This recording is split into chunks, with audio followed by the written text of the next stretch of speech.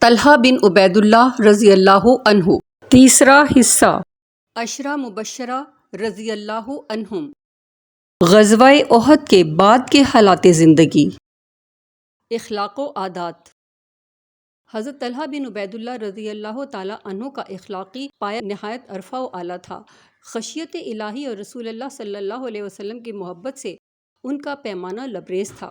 معرکہ احد اور دوسرے غزوات میں جس جوش و فداکاری کے ساتھ پیش رہے وہ اسی جذبے کا اثر تھا۔ اس راہ میں ان کو جان کے ساتھ مال کی قربانی سے بھی دریغ نہ تھا۔ چنانچہ انہوں نے نظر مانی تھی کہ غزوات کے مصارف کے لیے اپنا مال راہ خدا میں دیا کریں گے۔ اس نظر کو انہوں نے اس پابندی کے ساتھ پوری کرنے کی کوشش کی کہ خاص قرآن پاک میں ان کی مدح میں یہ آیت نازل ہوئی: رجال صدقوا ما عاہدوا اللہ علیہ فمنہم من قضی، یعنی کچھ آدمی ایسے ہیں جنہوں نے خدا سے جو کچھ عہد کیا اس کو سچا کر دکھایا، چنانچہ بعض ان میں سے وہ ہیں جنہوں نے اپنی مدد پوری کی۔ اس آیت کے نازل ہونے کے بعد حضرت طلحہ بن عبید اللہ رضی اللہ عنہ بارگاہ نبوت صلی اللہ علیہ وسلم میں حاضر ہوئے تو ارشاد ہوا: طلحہ تم بھی ان لوگوں میں ہو جنہوں نے اپنی نظر پوری کی۔ حضرت طلحہ بن عبید اللہ رضی اللہ عنہ اقلیم سخاوت کے بادشاہ تھے۔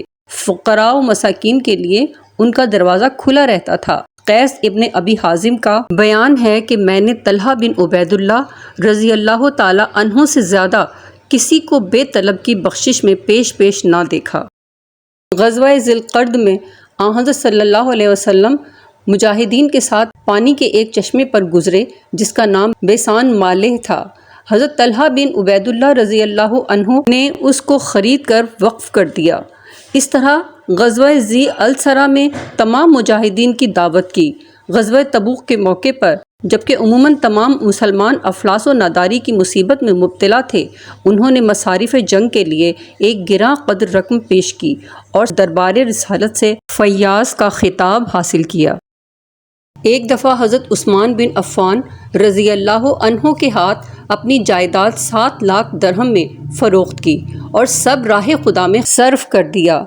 آپ کی بیوی سعدی بنت عوف کا بیان ہے کہ ایک دفعہ میں نے انہیں غمگین دیکھا، پوچھا آپ اس قدر اداس کیوں ہیں؟ مجھ سے کوئی خطا تو سرزد نہیں ہوئی؟ بولے نہیں، تم نہایت اچھی بیوی ہو، تمہاری کوئی بات نہیں ہے۔ اصل قصہ یہ ہے کہ میرے پاس ایک بہت بڑی رقم جمع ہو گئی ہے، اس وقت اسی کی فکر میں تھا کیا کروں۔ میں نے کہا اس کو تقسیم کرا دیجئے۔ یہ سن کر انہوں نے اسی وقت لونڈی کو بلایا اور 4 لاکھ کی رقم اپنی قوم میں تقسیم کرا دی۔ حضرت طلحہ بن عبید اللہ رضی اللہ عنہ بن تمیم کے تمام محتاج و تنگ دست خاندانوں کی کفالت کرتے تھے، لڑکیوں اور بیوہ عورتوں کی شادی کر دیتے تھے، جو لوگ مقروض تھے ان کا قرض ادا کر دیتے تھے۔ چنانچہ صبیحہ تیمی پر 30,000 درہم قرض تھا، وہ سب انہوں نے اپنے پاس سے ادا کر دیا۔ ام المومنین عائشہ صدیقہ رضی اللہ عنہا سے بھی خاص عقیدت تھی اور ہر سال 10,000 درہم پیش خدمت کرتے تھے۔ مہمان نوازی طلحہ بن عبید اللہ رضی اللہ عنہ کا خاص شیوا تھا۔ ایک دفعہ بنی ازرع کے 3 آدمی مدینہ آ کر مشرف با اسلام ہوئے۔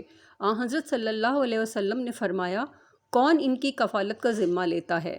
حضرت طلحہ بن عبید اللہ نے کھڑے ہو کر عرض کیا میں یا رسول اللہ، اور وہ تینوں 9 مسلم مہمانوں کو خوشی خوشی گھر لے آئے۔ ان میں سے 2 نے یکے بعد دیگرے مختلف غزوات میں شہادت حاصل کی اور تیسرے نے بھی ایک مدت کے بعد حضرت طلحہ بن عبید اللہ کے مکان میں وفات پائی۔ ان کو اپنے مہمانوں سے جو انس پیدا ہو گیا تھا اس کا اثر یہ تھا کہ ہر وقت ان کی یاد تازہ رہتی تھی اور رات کے وقت خواب میں بھی انہی کا جلوہ نظر آتا تھا۔ ایک روز خواب میں دیکھا کہ وہ اپنے تینوں مہمانوں کے ساتھ جنت کے دروازے پر کھڑے ہیں، لیکن جو سب سے پیچھے مرا تھا وہ سب سے آگے ہے اور جو سب سے پہلے شہید ہوا تھا وہ سب سے پیچھے ہے۔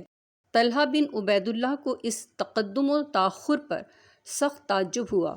صبح کے وقت سرور کائنات صلی اللہ علیہ وسلم سے خواب کا واقعہ بیان کیا تو ارشاد ہوا اس میں تعجب کی کیا بات ہے؟ جو زیادہ دنوں تک زندہ رہا اس کو عبادت اور نیکوکاری کرنے کا زیادہ موقع ملا، اس لیے وہ جنت کے داخلے میں اپنے ساتھیوں سے پیش تھا۔ احباب کی مسرت و شادمانی ان کے لیے بھی سامان انبساط بن جاتی تھی۔ حضرت کعب بن مالک رضی اللہ عنہ غزوہ تبوک میں شریک نہ ہونے کے باعث ماتوب بارگاہ تھے۔ ایک مدت کے بعد رسول اللہ صلی اللہ علیہ وسلم نے ان کی خطا معاف کر دی اور وہ خوش دربار رسالت میں حاضر ہوئے تو طلحہ بن عبید اللہ رضی اللہ عنہ نے دوڑ کر ان سے مصافحہ کیا اور مبارکباد دی۔